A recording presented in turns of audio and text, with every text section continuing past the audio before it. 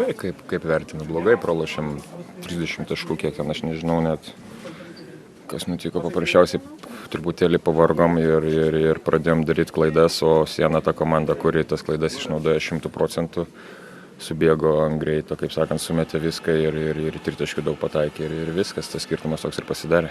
Šitos rungtynės jau praėjo, jau istorija, ta prasme, susirinksim rytoj, išnagrinėsim savo klaidas ir žiūrėsim į priekį. Tai nėra čia kada verkti ir gailėtis, kad pralošėm 30 taškų, reikia dirbti, dar daugiau dirbti, analizuoti klaidas ir viskas turėtų būti geriau.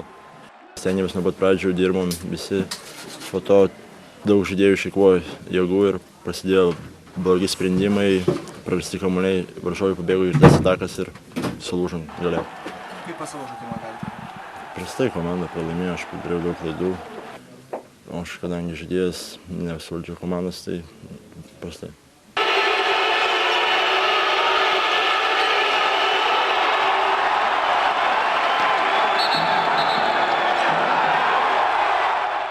Good victory for us because it's never easy win on the road in EuroLeague and especially in Kaunas because it's difficult gym, players good pride and hot fans. And the last thing was about rebounds, still turnovers because we know before the game that against Kaunas we was undersized, we was in trouble for rebounds, and I asked to the team more steals and not many turnovers because Kaunas is very good team to run in fast break, and I think okay, it takes less rebounds than Kaunas, but if you see steals and turnovers, it's big advantage for us.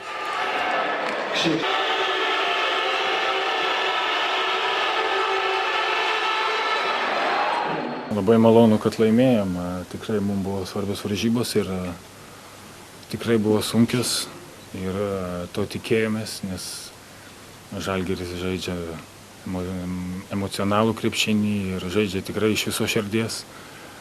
Jie tik pradėjo sulipdė iš naujo viską, prieš 10 dienų man regis. Taip kad tikrai komanda tikrai progresuoja ir tikrai noriu pasveikinti dar kartą žalgiriečius už labai geras varžybas šiandien. Labai gaila, kad po pirmų Eurolygos sezono rungtynių namie reikia pasveikinti priešininką su pergale. Ir be abejo, kad norėjosi, kad tos rungtynės pasibaigtų truputį kitaip, bet man atrodo, kad mes susikovėm tiek, kiek šiai dienai esam pasiruošę, kiek turėjom jėgų ir energijos. O paskui, kai tos jėgos mus apleido ir galvos netaip šviežiai veikia, padarėme klaidų, kurių tokios komandos neatleidžia. Ir iš karto tas klaidas paverčia lengvais taškais, praktiškai be gynybos. Net turėdami tik tai 2 komandinės baudas ketvirtą kėlinuką, prarasdami kamuolius tokiose situacijose, kai nebespėjom net subauduoti. Tai privedė prie tokio rezultato galutinio. Ir man atrodo truputį gaila, kad tas rezultatas galutinis gavosi toks didokas ir be abejo vyram tai